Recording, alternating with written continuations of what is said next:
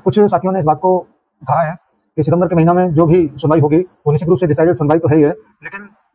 कुछ चीज़ें ऐसी हैं जिसके बारे में पूर्वानुमान लगाना शायद अभी जल्दबाजी होगा, क्योंकि माननीय सुप्रीम कोर्ट में जिस मामले की सुनवाई हो रही है या होगी उसके बारे में अग्रिम अंदाजा लगाना किसी भी व्यक्ति के लिए ठीक नहीं है और वो उचित भी नहीं है। मगर ये उम्मीद जरूर है कि जरूर पॉजिटिव माहौल, पॉजिटिव बातचीत हो रही है और निश्चित रूप से उसके बारे में अभी कुछ कहा नहीं जा सकता, लेकिन फिर भी उम्मीद लगाई जा सकती है कि हम जिस चीज़ का इंतजार कर रहे हैं वो डिसाइडेड मामला जरूर होगा। लेकिन हम उम्मीदों के सहारे इतने वर्षों तक अपने आप को संभाल के रखे हैं और मैं लगातार इस बात को आप सारे साथियों के बीच में रखता भी चला रहा हूँ कि अपने आसपास जितने भी चाहे कार्यकर्ता हो चाहे जमाकर्ता हो उन सबको हौसला अफजाई करते रहें और इस बात का भी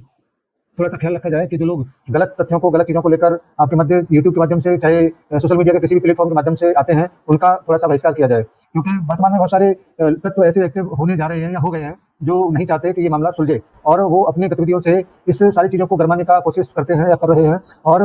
ज़्यादा विलंब हो ये कोशिश भी लगातार उनका चल रहा है, क्योंकि जिस मामले को लेकर इतने लंबे समय से सुनवाइयाँ चल रही थी उसका समाधान अभी तक नहीं हो पाया। अब हम कोई नई चीज़ उसमें और डालते हैं या नए सिरे से किसी मामले की शुरुआत करते हैं तो उसमें कितना और समय लगेगा ये आप खुद समझ सकते हैं। अगर ये पोर्टल वर्तमान समय में लॉन्च नहीं हुआ होता, 29 मार्च को जो डिसीजन हुआ सहकारिता मंत्रालय की पहल पर माननीय सुप्रीम कोर्ट ने जो आदेश दिए उसकी आवश्यकता अगर नहीं होती और अगर वो सुनवाई ही नहीं होती तो शायद हम 2023 जो अप्रैल में 3 दिनों की जो लगातार सुनवाई थी उसी में ही सारे मामले को थोड़ा सा ऐसा राहत हमको जरूर मिलता जो वर्तमान में जो पैनिक है उसकी जरूरत महसूस नहीं होती। लेकिन सहकारिता मंत्रालय के द्वारा जो भी पहल किया गया उसके बाद में वो सुनवाई टल गई और उसका वेट किया गया कि लगभग लगभग 1.5 साल होने वाला है उसको, और 1.5 साल होने के बावजूद हम जहाँ पर खड़े थे आज भी वहीं पर खड़े हैं। ये बात भी बहुत बुद्धिजीवी महसूस कर रहे होंगे कि शायद पोर्टल पर भले ही रजिस्ट्रेशन करा के सारा के जमाकर्ताओं का वेरिफिकेशन हो, लेकिन भुगतान की व्यवस्था वहाँ से शायद संभव नहीं हो और उसकी कोई न कोई सुप्रीम कोर्ट से आदेश ऐसे हों जिससे माननीय सहकारिता मंत्रालय भी और माननीय सुप्रीम कोर्ट के आदेश पर जो व्यवस्था कार्यालय के माध्यम से या वर्कर के गारंटी के थ्रू पर जो होगी वो ज़्यादा सहज हो सकता है। बहरहाल ये सारी बातें भविष्य के गर्भ में हैं और एक बात तो जरूर यहाँ पर मैं मजबूती के साथ कहना चाहूँगा कि वक्त बदलता है, परिस्थितियाँ बदलती हैं और जैसे ही ये सब कुछ बदलेगा लोगों की मानसिकता भी बदलेगी। आपने अगर कोई गुनाह किया है तो उसकी सजा आपको मिल चुका है, लेकिन जो माननीय सुप्रीम कोर्ट ने किसी को दोषी ठहराया नहीं है तो न तो सार्वजनिक परिवार के बारे में कुछ कहा जा सकता है, न ही किसी व्यक्ति विशेष के बारे में कुछ कहा जा सकता है। इसलिए इंतजार करें माननीय सुप्रीम कोर्ट के आदेश का, माननीय सुप्रीम कोर्ट की कार्रवाई का। इसके अलावा जो भी व्यक्ति आपके बीच में अपनी तमाम उल्टा सीधा तथ्यों को, आंकड़ों को लेकर या किसी नई चीज को लेकर आपकी समझ आ रहा है या कर रहा है वो निश्चित रूप से वर्तमान की परिस्थितियों में मामले को और उलझा देने का या भटका देने का काम कर रहा है, क्योंकि मैं खुद इस बात को मानता हूं कि माननीय सुप्रीम कोर्ट से बड़ा कोई नहीं है। माननीय सुप्रीम कोर्ट के द्वारा दिए गए आदेश का पालन करना हर एक भारतीय का कर्तव्य है और निश्चित रूप से सारे परिवार भी इस सारे मामले को माननीय सुप्रीम कोर्ट के सामने बहुत मजबूती के साथ रखने का प्रयास करेगा और आने वाले कुछ समय के बाद आपको बहुत सारी चीजें बिल्कुल क्लियर और साफ साफ दिखेंगी। बट जो भी चल रहा है पोर्टल के थ्रू या रिसबमिशन के थ्रू उस पर समाधान बहुत मुश्किल लग रहा है, लेकिन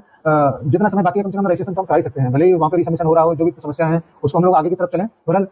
जो मुख्यालय से अपडेट थे वो अपडेट काफी बातचीत करने के बाद ये मालूम हुआ कि अभी फिलहाल वहाँ पर कोई ज्यादा कहने की स्थिति में है नहीं। और रही बात हमारे कार्यकर्ताओं के टर्मिनेशन की, तो ये एक सिंपल सी प्रक्रिया है, इसमें बहुत सारे लोग अभी निराश हैं। तो मैं ये कहना चाहूंगा कि जैसे ही कार्यों की शुरुआत नए सिरे से होगी, वो जितने लोग हटाए जा रहे हैं, हटाए गए हैं, वो थोड़े समय के बाद या सुप्रीम कोर्ट का कोई डिसाइडेड फैसला होता है उसके बाद जैसे ही जरूरत पड़ेगी वो पुनः सब लोगों को, ट्रेंड लोग हैं उनको दोबारा से बुलाया जाएगा। इसलिए थोड़ा सा वेट किया जाए और ज्यादा पैनिक लेने की जरूरत नहीं है। ये बात ठीक है कि आपका नौकरी चला गया